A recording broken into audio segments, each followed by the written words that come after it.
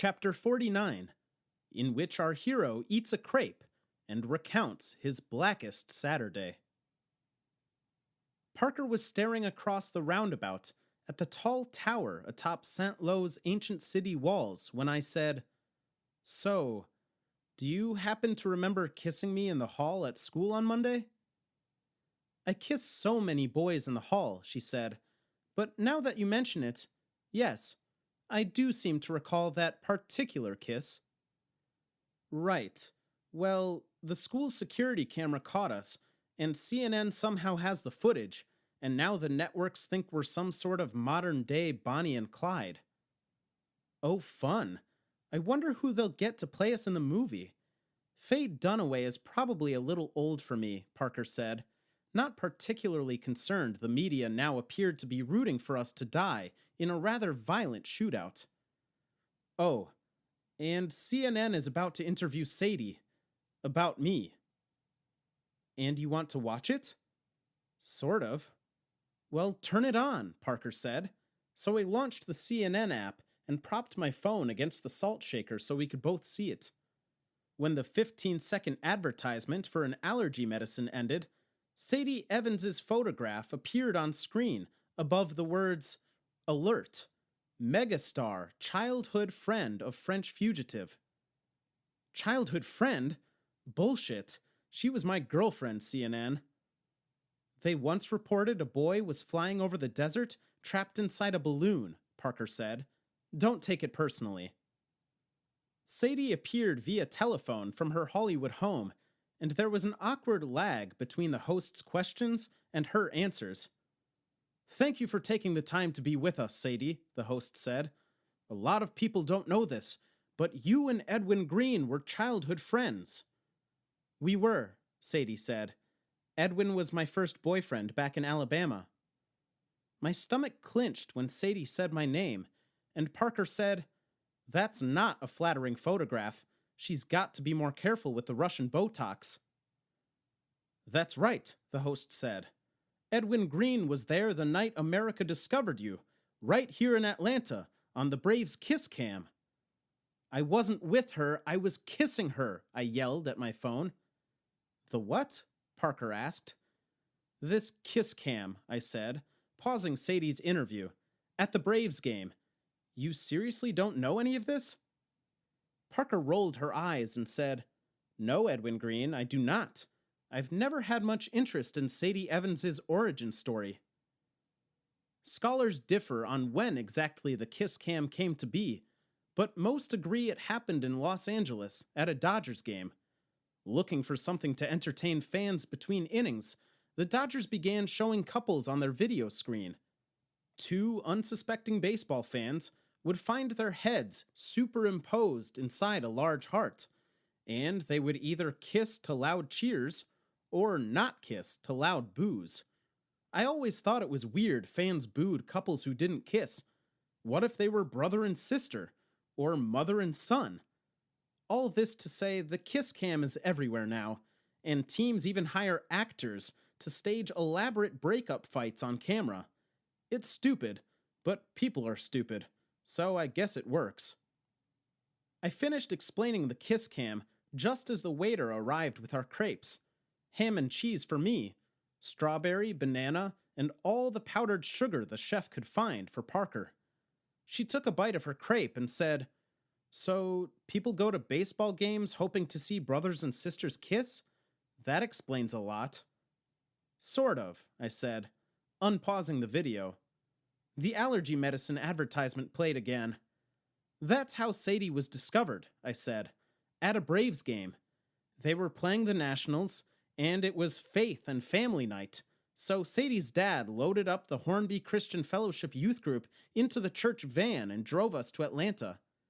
There were 20 of us sitting together in the half-empty upper deck. Sadie and I were a couple rows in front of everyone else, and... Wait, they're showing it now. Just watch." Parker picked up my phone, and I didn't protest. I'd seen the video so many times, I could replay it in my mind whenever I wanted.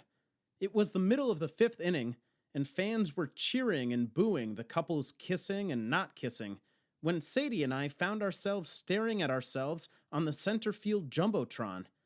I mouthed the words, "Oh shit," and the stadium erupted in laughter because everyone could read my lips.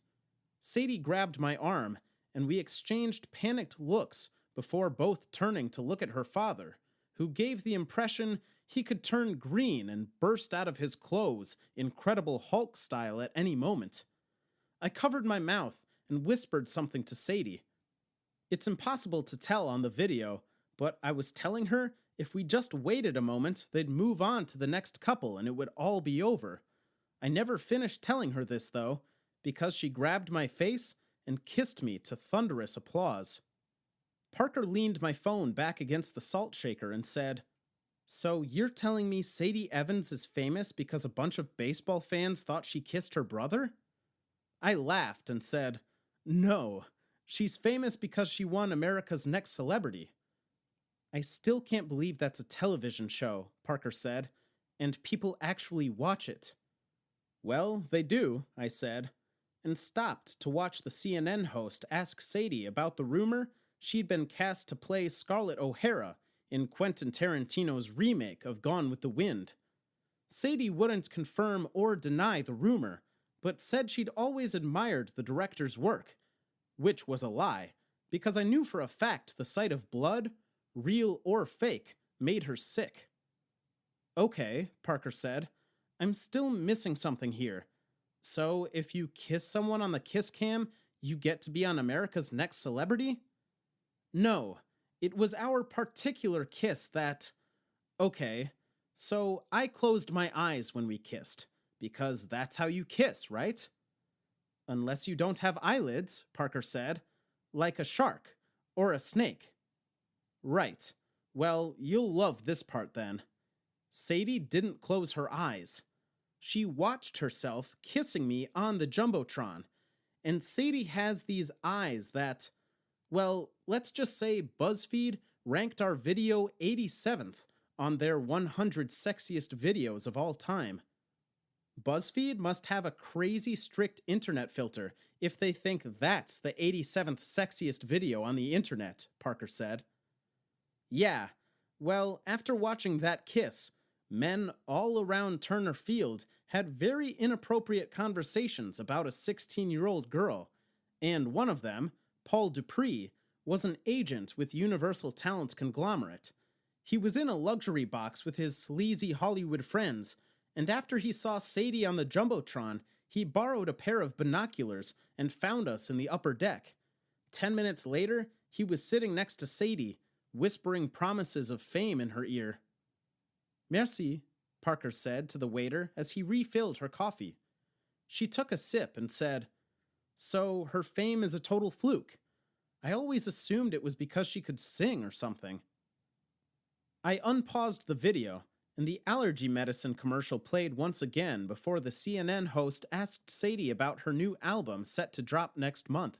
And while Sadie launched into a rehearsed soliloquy full of music industry buzzwords, including the phrase, "It's grungy soul, think Adele meets Nirvana," I rolled my eyes and said to Parker, "No, her dad used to make her sing solos in church, but they were awful. Auto-tune is her friend." Parker laughed and said, "That's the first bad thing I've ever heard you say about Sadie Evans." I shrugged and she asked, "So this Paul guy swooped in and took her away to Hollywood?" "Sort of," I said. I didn't hear much of what he said, just caught a few words like beautiful young lady, rich, famous. Sadie's dad came down to find out why a grown man was talking to his daughter, and after a handshake, the three of them went back to Paul's luxury box. They didn't return until the 9th inning, and when they did, Sadie's dad made us leave. We didn't even stay for the Christian concert and fireworks show. "Christian fireworks are the worst anyway," Parker said, and waved for our waiter and asked for the bill. After he left, she pulled a wad of euro notes from her pocket, and I said, "On the drive back to Hornby, she told me Paul was a talent scout, and that she was going to Hollywood." "Have you tried to contact Edwin Green?" the CNN host asked Sadie. and Parker and I both stopped to look at my phone. There was a longer than normal pause on the other end of the line. Then Sadie said, "No, Edwin and I haven't spoken in a long time." The minute she told me she was going to Hollywood, I knew we were through, I said. She didn't say we were breaking up, but I knew. On the drive home, she sat up front with her dad, and the two of them dreamed and conspired, while I sat in the back seat and. I was going to say cried, but stopped when the CNN host said, "All right, Sadie, now before you leave, we have to get your reaction to that bombshell video we aired earlier this hour." Parker and I watched the video of our kiss in the hallway, and just as Sadie was about to respond, the battery in my phone died. "Shit," Parker said. "That was the first time I was ever actually interested in something she had to say. So you haven't seen her since she left Hornby?" "Nope," I said. "She called once her first week in Hollywood, and again after the first episode of America's Next Celebrity. Then a few days later, I got the text from her dad. 2 days later, on the second episode, that Seacrest lookalike who hosts the show said, 'So, Sadie, I hear you're single again.' And Sadie was like, 'Yes, I am,' all flirty and shit. And the studio audience actually cheered, and I may have thrown my television across the room." Parker laughed, and I said, "Are you a psychopath? When someone tells you their most painful story, you don't laugh." "I'm not laughing at your pain, Edwin Green," Parker said, and she pointed at the television screen inside the restaurant, which was currently showing security camera footage of the two of us kissing in the J.P. Hornby hallway. "I just think it's funny. Every time someone kisses you, they become famous." Then she leaned over and kissed me again. "Now come on," she said, dropping a couple pink €10 notes on her powdered sugar-covered plate. "Let's go find a hotel room."